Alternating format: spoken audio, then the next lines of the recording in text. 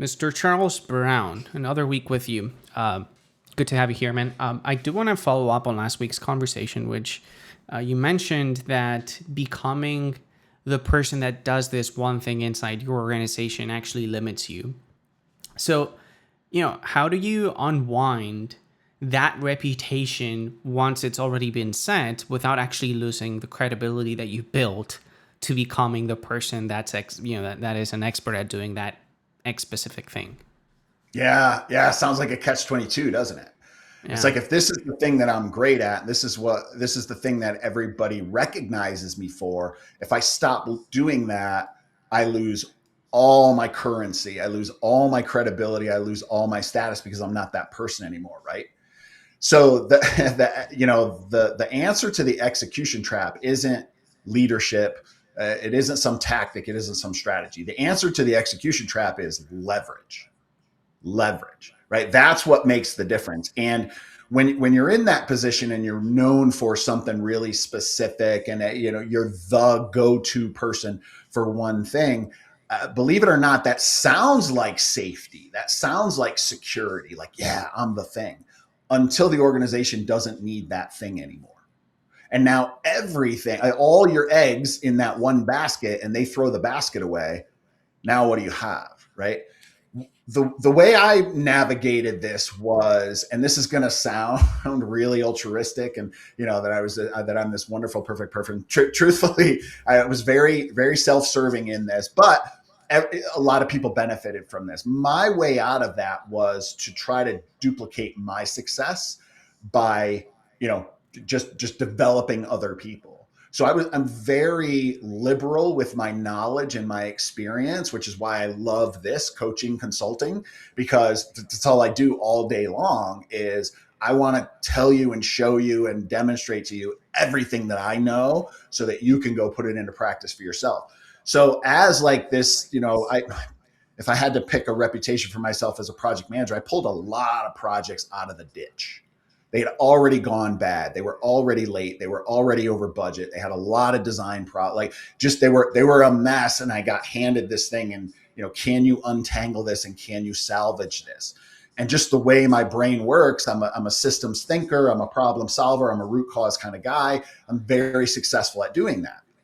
You can see where this goes. All of a sudden, my entire project management career was, hey, here's another pile of crap. Hey, here's another pile of crap. And it's like, okay, hang on a second. There's got to be more. Like, I appreciate very much that I'm being compensated for this, that I'm respected and I'm valued for this. But that's it. I'm in this box of, he's our go-to guy when things go wrong. Like, how do I get out of this? And the only way to do that initially, right, my conditioning, my execution mindset said, let me get some Lean Six Sigma training. Let me get a new certification, right? And that certification will signal that I'm more than just what you have me doing, that I'm capable of more, that I want to do this stuff. And it's also a little bit of a passive aggressive way of saying, I don't want to do that anymore. I want to do this, right? But what really made the difference was when I started to just try to duplicate myself, which, when you drill down and figure out, well, what does that really demonstrate? What that really demonstrated was my leverage. I had leverage. So I used that speciality of mine. I used that success of mine in this one little tiny space. And I leveraged that to say, now I'm going to teach you how to unravel broken projects, and I'm going to teach you how to unravel broken projects, and I'm going to teach you how to prevent your projects from ever going off the rails. Wait a second. That was a repositioning.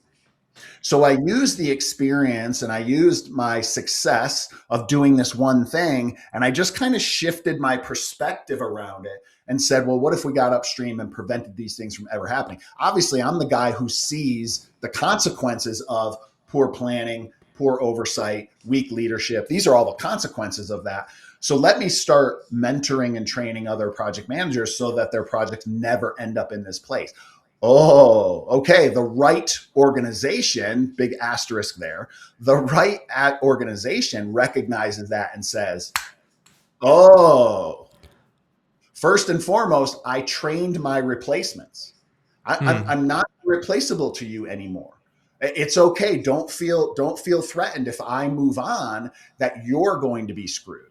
If I Right. move on, I have mentees. I have 3 or 4 people that I've trained to do what I do. So that was a big part. And then by demonstrating that I have that leadership, that development capability, they were like, yeah, we can definitely see you in this. So we have a personal responsibility and we have a lot more leverage than we think we do, but we have to be intentional to exercise that. You put a little bit of emphasis on the word good organization, right? Good organization. How do you know if it's just time for you to move on to a different organization because you are in the execution trap and you simply can't get out of that position, and it's probably Yeah. a better idea to just try somewhere else? Yep. Yep. I think we all know. Okay. But what we do is just like, I won't turn this into relationship coaching, but we all know when the relationship is wrong, when the relationship is sour, when the relationship is not going anywhere. We all know it, but we kind of drag it out, right? Maybe it'll get better. Maybe it'll fix it. I'll try this one thing. I'll try this one thing. Let's see if I can get a response. I mean, truthfully, we have responsibilities. That's typically what keeps us in a dysfunctional organization or in an unfulfilling role. Is I can't really afford to leave right now. I have responsibilities, and or there isn't really anything better out there anyway. But we know when we're undervalued, when we're unappreciated, and when our career is an absolute dead end. Just look around, right? Look at your colleagues, look at your peers, pay attention to who is getting opportunities, who is getting promoted. Are they like you or are they different? And I don't mean different in a better way. I mean, I observe this where, oh my gosh, I'm never going to get ahead in this organization because this organization values this. And I am not one of those people. I am this kind of person, and therefore I will never be that kind of person. And therefore, this organization is never going to see my value. Out. I immediately started plotting my escape. Right. So I think intuitively, we absolutely know what's tricky about being a really good executor and being a really good, um, project manager specifically is we really underestimate the amount of control and the amount of leverage we have over them. A lot of this stuff, I don't want to freak anybody out, but it comes down to some mindset stuff. There's definitely Mm-hmm. some self-limiting beliefs within people who think, no, no, no, no, no, I can't give up any control of this. I've got to own all this. I've got to be the single point contact for this thing because that's my value to the organization. That's very limiting. And that is very risky, in my opinion. Okay. That we've had this conversation before, like which is riskier? A W-2 job with a Mm-hmm. salary for a big company or going out on your own? Well, it depends. Who are you as a person? Which do you perceive as riskier? Because we've demonstrated on multiple occasions where having that W-2 with that big company makes you very, very vulnerable Right. because you are an employee ID number to them. And when cuts come, cuts come. So it doesn't matter how hard you're working, right? So you've got to assess your own risk. But we definitely have seen a pattern of really strong executors who are known for one particular kind of thing who don't recognize their real true value to the organization. They think it's, X comes in and Y gets out. And the amount of time that it takes me and the quality of my Y is my value to the organization. That's one way to measure it. That's one way to measure it. So I think a good follow up question would be how, and this touches on how last week I think you were talking about the differences between performance and positioning within an organization. I think that I'm curious as to what good positioning looks like from a PM standpoint. Mm. Yeah. So, there's something to be said for doing your reps, doing your laps and learning your job really, really well. Okay.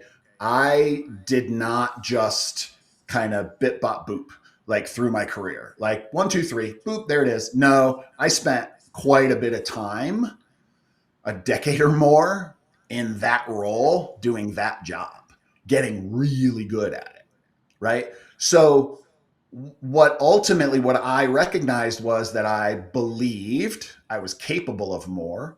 I was ambitious enough to want more. And, I looked around organizations. If I'm going to stay in an organization, if I'm going to collect a salary, what kind of lifestyle do I want? What are my important values? And when we talked about in the past, how that kind of identity crisis struck me and what was a major shift in my career trajectory, it was that moment of recognizing I don't necessarily want the title and whatever bonuses and stock options and that kind of stuff. What I really wanted was more control over my own destiny. Ooh. So, titles and salaries and stuff, specifically within a big organization, those are enticements, right? We like to say they're rewards, but they're not rewards. They're enticements because you get them before you get the perform, before you demonstrate the performance. Hey, here's the salary that we're going to promise you. Now, if you screw it up and don't do the job, that's a different conversation. But it's an enticement because it's promised to you before you ever demonstrate performance. So organizations are set up to minimize their risk. Who gets promoted? The lowest risk person, not the most capable, the lowest risk person. So you've got to be able to assess risk from the organization's perspective. So you first have to know what you want, what your lifestyle looks like, what's important to you. And then it becomes a matter of positioning yourself. Like I just described a couple of minutes ago, I recognized, oh my gosh, like this could be my career for the next 30 years as being the guy who pulls projects out of the ditch. Do I want to do that for the rest of my career? No. Right? No. That's not the impact that I want to have. That's not a full exercise of my value, my worth, and my talents and my skills. So I had to position myself to say, let me give this away. That's how I chose to do it. There's definitely a lot of different ways to do this. But I repositioned myself from the guy who could do it to the guy who best understood it.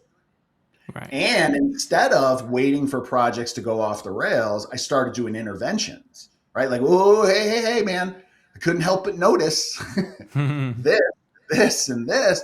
Like, what are you doing about that? Well, okay. Let me help you. Let me train you. Let me mentor you. Let me share and then that organization, I was very blessed. It was a very progressive, open-minded, continuously improving organization. They valued that. They valued that repositioning that I created. They said, oh, yeah, do more of that. If I had done that and tried to teach and mentor and share that knowledge and the organization had shut me down, that would have been a signal as well, right?